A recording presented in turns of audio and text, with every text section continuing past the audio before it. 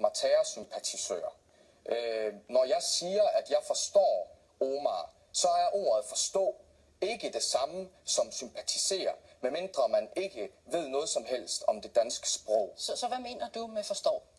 Jeg mener, at vi har haft den samme opvækst. Vi har haft den samme historiske baggrund. Vores bedsteforældre flygtede fra Palæstina, var førstegangsflygtning til Libanon, til Jordan, til Syrien, til de omkringliggende arabiske lande. Derefter er vores forældre andengangsflygtninge fra de her arabiske lande, og så til Danmark.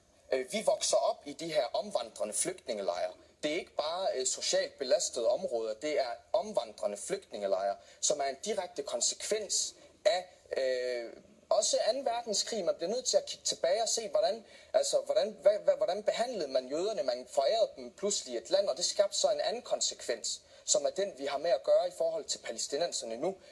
Jeg sympatiserer overhovedet ikke med Omar. Jeg siger, at jeg forstår, hvordan man kan ende derude. Jeg siger, jeg ved, hvad han er for en. For jer kunne han jo lige så godt have været en elefant med et stormgevær. Der er kommet en del reaktioner på det her. Mange har været ude og sige, at du med denne her artikel og de her udsagn vil lægge afstand til højrefløjen. En højrefløj, hvor der jo, vil mange sige, har været stor begejstring for dig. Vi skal lige have en kommentar fra debattøren GT Amiri. Han har enormt travlt med at vise, jeg har aldrig nogensinde ville lægge æg i højrefløjens kurv. Det er, jeg tror, første udgangspunkt. Nummer 2, så tror jeg også bare, at han har jo skudt sig selv lidt i foden nu ved at på den her måde at lægge så meget afstand til, at han faktisk er røget over i den anden grøft. For det er han, om han vil det eller ej. Den grøft, han er i lige nu, det er ikke, hvad skal man sige, i midten. Altså, hvis man bare lige sidder og kigger lidt også på, hvem der lovpriser ham i øjeblikket. Det er jo så de der altså meget, meget ydre segment. Men det er også i hvert fald et segment, som i sin tid er enormt sur på ham.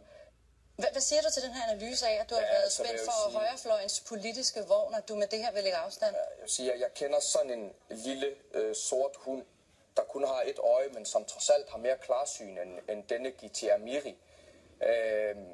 Om jeg vil lægge afstand til højrefløjen, selvfølgelig vil jeg det. Det er da åbenlyst. Jeg er blevet taget til indtægt for alle mulige hadfulde synspunkter. Jeg har fået alle mulige markader på mig, og jeg er blevet misbrugt i en dagsorden, som jeg ikke er enig i. Så selvfølgelig lægger jeg afstand til højrefløjen, når de prøver at udstille mig som islamkritiker og prøver at udstille mig som islamofob. Det hører jo ingen steder hjemme. Man kalder jo heller ikke folk, der snakker om folkekirken for kristendomskritikere. Man har vel lov til at udtale sig om nogle ting, uden at blive sat i bås. Jeg vil have lov til at kritisere muslimerne i de omvandrende flygtningelejre og de tendenser, der er der. Men jeg vil så sandelig også have lov til at kritisere staten. Og jeg vil også have lov til at tale om de problemstillinger, der findes i det danske samfund. Jeg har talt om det sociale bedrageri i de socialt belastede områder, men hvad med jeres egen bilag? Hvad med jeres egen børnepenge? Jeg kan godt huske statsamterne, og der stod vi altså side om side, araber og danskere, for at hæve vores børnepenge. Hvis vi tager jeres bilag frem og piller dem fra hinanden et efter et, så er jeg sikker på, at der lige har været en latte for meget. Så jeg tror slet ikke, vi skal have så travlt med at svine muslimerne til og få det til at se ud som om, at det er særegent og et kendetegn for dem. Vold, kriminalitet, hykleri og socialt bedrag er jo ikke noget, der har en hudfarve eller en etnicitet eller en religiøs overbevisning. Men hvad er det så, vi skal gøre, Hassan? Hvad vi skal gøre? Jeg opfordrer folk til at tage et personligt ansvar. Jeg tager et ansvar. Jeg skriver digte. Jeg debatterer. Jeg prøver at dele min indsigt med jer. Men hvad I finder ud af, det må I selv om. Men du siger for eksempel det her med, at du forstår Omar. Nej, du skal ikke sige, at blive ved med at hænge fast i det der. Jeg har fortalt dig, hvad jeg mener. Men når du siger, du forstår jeg har fortalt, hvad kan vi så gøre for at forhindre sådan nogen som ham i fremtiden? Jeg ved jo, at Omar, han rettede henvendelse til kommunen umiddelbart efter hans løsladelse og bad om hjælp til at få en bolig og blive sat i arbejde og sådan nogle ting. Og det blev jo ikke, det imødekom man jo ikke. Så der kunne man måske tage mere fat. Man kunne sige, jeg har jo også boet på socialpædagogiske opholdssteder, og de socialpædagogiske opholdssteder, de er privatiseret. Og der er altså flere penge i lortet, end der er pædagogik i lortet.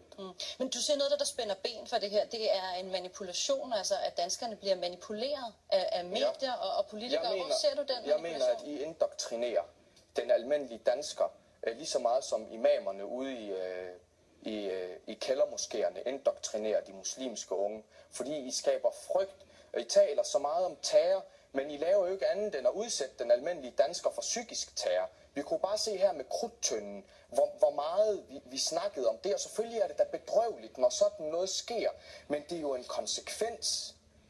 Det er jo noget, der relaterer sig til vores egne handlinger ude i den hvide verden. Hvad vi foretager os udenrigspolitisk, det falder altså tilbage indenrigspolitisk. Det svarer lidt til at prøve at skide, mens man står på hænder.